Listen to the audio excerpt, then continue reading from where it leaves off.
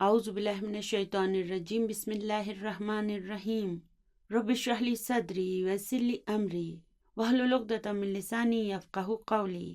السلام علیکم ورحمۃ اللہ وبرکاتہ۔ چلیے اب قرآن پاک کی اگلی آیت پر آ جاتے ہیں۔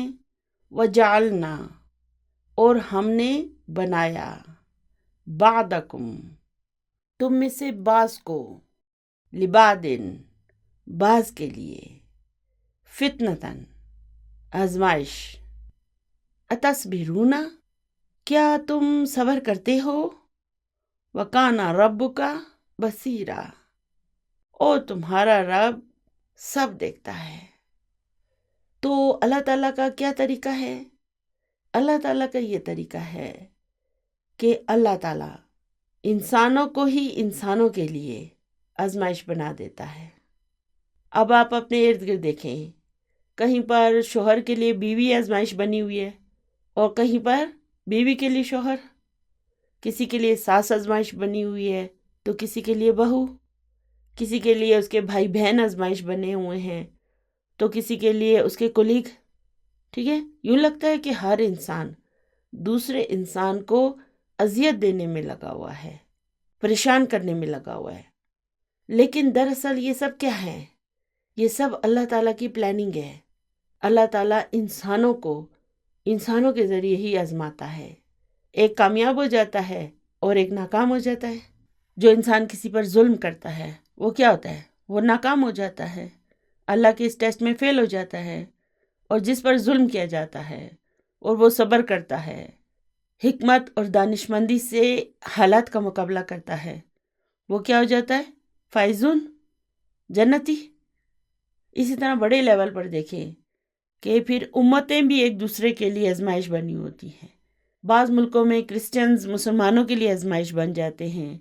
انڈیا میں دیکھیں کیسے ہندو جو ہیں وہ مسلمانوں کے لیے آزمائش بنے ہوئے ہیں، کتنا ظلم کر رہے ہیں ان پر۔ اسی طرح یہودیوں کو دیکھیں، وہ کیا کر رہے ہیں، کیسے مسلمانوں پر ظلم و ستم کے پہاڑ توڑ رہے ہیں۔ تو وہ مسلمانوں کے لیے کیا بنے ہوئے ہیں؟ فتنہ، آزمائش۔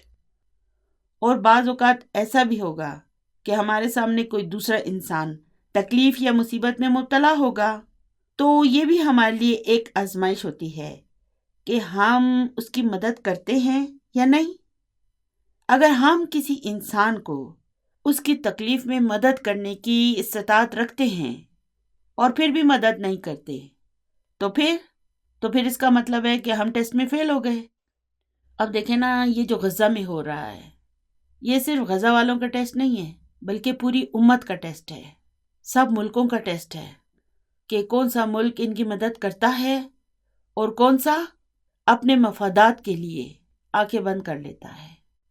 اگر آپ ان میں اتنا دور بیٹھے ہوئے ان کے لیے کچھ نہیں کر سکتے تو کم از کم اسرائیلی پروڈکٹس کا بائیکاٹ تو کر سکتے ہیں۔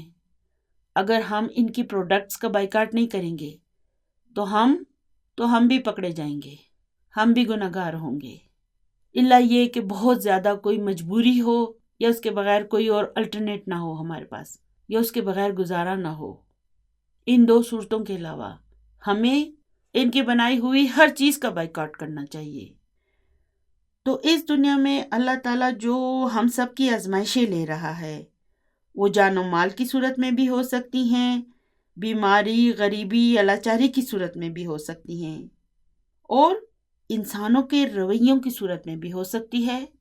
اور آج کل میرا خیال ہے سب سے زیادہ جو ہم پر آزمائشیں پڑی ہوئی ہیں نا، وہ انسانوں کے رویوں کی ہی ہے۔ ہر انسان کو دیکھیں، وہ دوسرے انسان کے لیے ایک عذاب اور ایک مصیبت بنا ہوا ہے۔ تو یہاں اللہ سبحانہ و تعالیٰ کیا میسج دے رہا ہے کہ اللہ سبحانہ و تعالیٰ خود انسانوں کو انسانوں کے ذریعے آزماتا ہے۔ اور اللہ تعالیٰ ایسا کیوں کرتا ہے؟ تاکہ وہ یہ دیکھے کہ ہم میں سے کون صبر کرتا ہے۔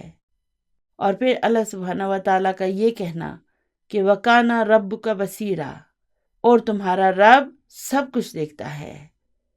یعنی کہ ہم دنیا میں جو دوسرے انسانوں کے ساتھ کرتے ہیں اور جو دوسرے ہمارے ساتھ کر رہے ہیں، وہ سب اللہ سبحانہ و تعالیٰ دیکھ رہا ہے۔